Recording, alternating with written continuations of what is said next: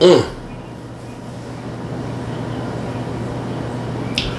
Oh my goodness, what a day, what a day, what a day. And I am exhausted, and I've got to go out here because I poured a step at about 8 o'clock tonight of cement, and I have to see if it's dry enough for me to edge it. Just finished my live stream, went a little over tonight because we got people that just really get under my skin. Couple of things. The NFL has now banned the hip drop tackle. And basically that's kind of like sweeping the legs. So you're basically tackling a guy and you're going to whip your body around and basically take his body out from under you. And if you remember when we played against the Lions, Aiden Hutchinson, their pass rusher, beat Tyron Smith to the inside and he sacked Dak Prescott. And he did that hip drop tackle. Thank God Dak Prescott's leg didn't get up underneath him, although some of you haters out there would say, oh man, too bad he didn't take him out, because some of y'all just literally are that rude. But be that as it may, I don't know if you guys remember this, but the year before when we played San Francisco, when Tony Pollard was tackled and got injured, it was that tackle exactly. The hip drop tackle that broke his leg. And with it, any chances of us winning that game. Because I know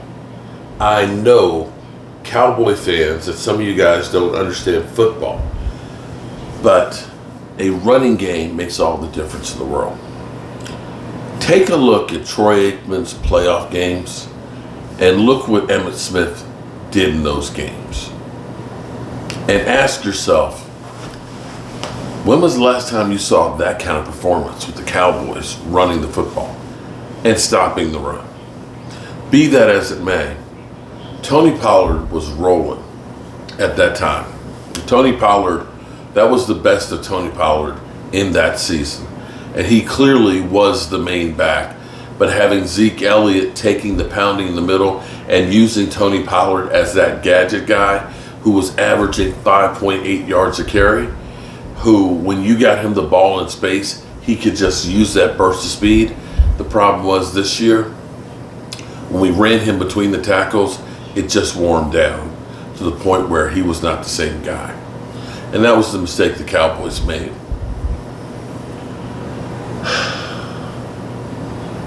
That hip drop tackle is what took him out of the game. And with it, the chances to win. The problem in the NFL, and I want you to understand how the NFL has changed and evolved. It's become a kinder, gentler NFL. And if you don't know what I mean, go back and look at NFL Films Crunch Course. Go back and look at some of those games from the 70s and look at the beating the quarterbacks used to take. They used to have a segment on ESPN Monday night called Jacked Up, where they would literally show the highlights of guys literally getting jacked up and beat down. But of course, after the movie Concussion came through, it wasn't politically correct to glorify guys getting the crap beat out of them. When I played football at JMU, I played mostly special teams. I was the hot man on kickoff. There were two of us, one on each side of the kicker. Back in the day, which is outlawed now, you had a wedge. You'd have 5 big guys that would literally back up when the ball's kicked, get there together and run upfield together. My job was to run downfield at full speed into the wedge. Literally a suicide mission. Seriously. You go run into a guy about 300 pounds at full speed, a group of them, and see how your brain gets scrambled. The NFL realized, man, it might be a little hazardous. More people are getting carried off the field on special teams. So they changed the rules, and they're still working on changing the rules. But the one rule that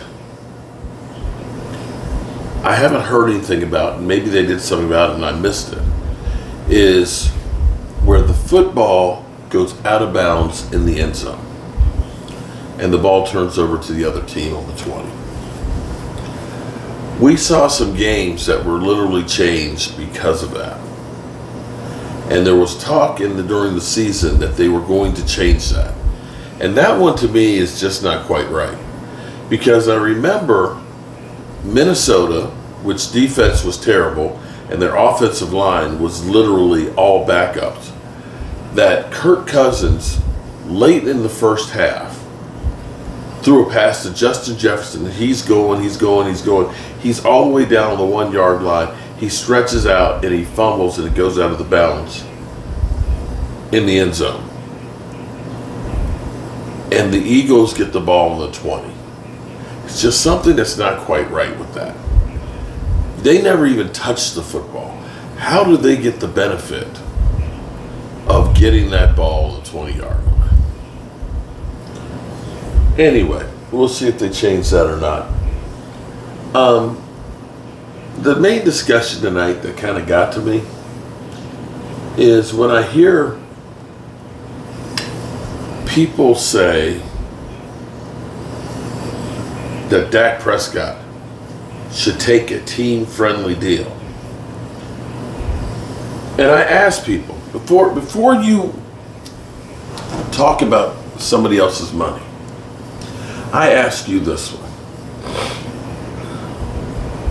In your job, are you willing to work for less than the going rate? If this guy is making $40 an hour doing the same job as you, are you okay with taking 25? Or do you say, I'm doing the same thing. Maybe I'm doing the job better than this guy. Maybe this guy's slacking off. Should you take less money than that guy? And I will also say this, for those out there that say that, take a team-friendly deal. Does the NFL make any team-friendly deals for the players? Because you can outperform your contract. And they don't go back through and say, you know what? You did so good, we're going to give you extra money. They don't. And even though you signed a contract with them, they can cut you at any time. They don't have to live up to their side of the agreement. And for those out there that say, Dak should be a team guy, understand he was a team guy. When he was getting paid $680,000 those first 3 years, and the Cowboys had the opportunity of having a guy they drafted in the 4th round, of giving him a deal to say, you know what, we can now negotiate. You've done everything that we've asked of you and more. So we're going to get you a contract. And you know what the Cowboys did? They kept him and made him play on the 4th year of that deal. And here's the thing that's crazy is, let's suppose he has something like an Alex Smith injury and could never play again. Do you think the Cowboys would say, well, you're not tenured, we're going to pay you for the rest of your life for what you did for those years? No, they wouldn't have. The thank you that they did for him was, we're going to put you on a franchise tag and it's all on you. And if he had gotten hurt that year, well, we appreciate it, bro. Good luck in life. See ya. And see, that's where you look at it and say, why should he take a team-friendly deal? Why should he take less than the going rate?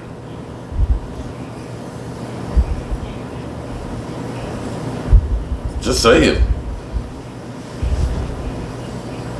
You wouldn't do it at your job, so why are you asking him to do that? Hey, good people. I'm going to go check this cement. See if I can put this edge on it.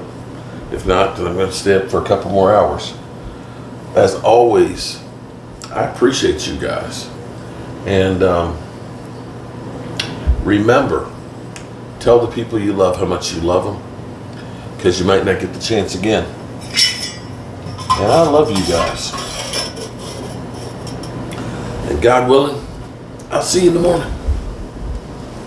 Peace out.